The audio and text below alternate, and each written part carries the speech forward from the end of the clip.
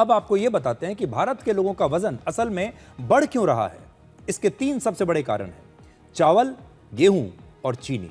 यानी भारत के लोगों की डाइट में कार्बोहाइड्रेट्स की मात्रा बहुत ज्यादा है।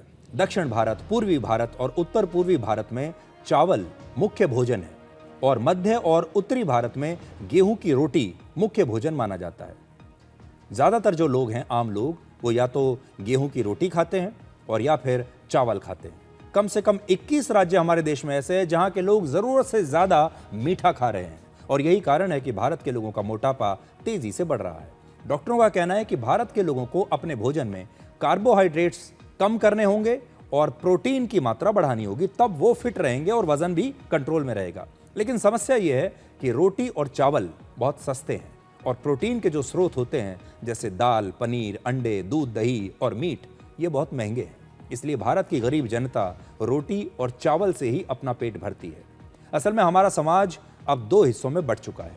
एक तरफ वो लोग हैं जिनके भोजन में रोटी और चावल बहुत ज़रूरी है, उनका काम बिना रोटी और चावल के चल नहीं सकता, उन्हें रोटी और चावल ही चाहिए।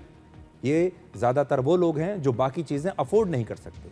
और दूसरी तरफ समाज का वो हिस्सा है जो रोटी और चावल को छोड़ रहे हैं, जो फ्रूट्स, सैलेड और सब्जियों की तरफ बढ़ रहे हैं। आजकल वजन घटाने के लिए चाहे सर्जरी हो या इस तरह के इंजेक्शंस हों, हिंदी फिल्म इंडस्ट्री के बड़े बड़े एक्टर्स, इस देश के बड़े बड़े मॉडल्स, बड़े बड़े सेलिब्रिटीज इसके ब्रांड एम्बेसडर बने हुए हैं और इंस्टाग्राम पर उनकी रील्स देख देख कर उनके फैंस और आम जनता भी उनसे प्रभावित हो रहे हैं और उनके जैसा बनने की कोशिश कर रहे हैं। जबकि इनमें से बहुत सारे लोग जो आपको आजकल बड़े फिट दिख रहे हैं, जो अचानक से पतले हो गए हैं, जो अचानक से बहुत फिट नज़र आ रहे हैं, इनमें से बहुत सारे लोग ऐसे हैं जो इस समय या तो वज़न घटाने की दवाइयाँ ले रहे हैं या इंजेक्शंस ले रहे हैं और देश की आम जनता उनसे प्रभावित हो रही है और अब उनके पीछे पीछे हमारे देश के लोग भी ये इंजेक्शंस ले रहे हैं, वरना एक महीने में 80 करोड़ रुपए के वज़न घटाने की दवा के इंजेक्शंस कैसे बिकेंगे। लेकिन यहाँ हम आपको हिंदी फिल्म इंडस्ट्री के 3 सबसे सफल नायकों के बारे में बताना चाहते हैं जो 1970, 80 और 90 के दशक में सबसे सफल एक्टर्स थे।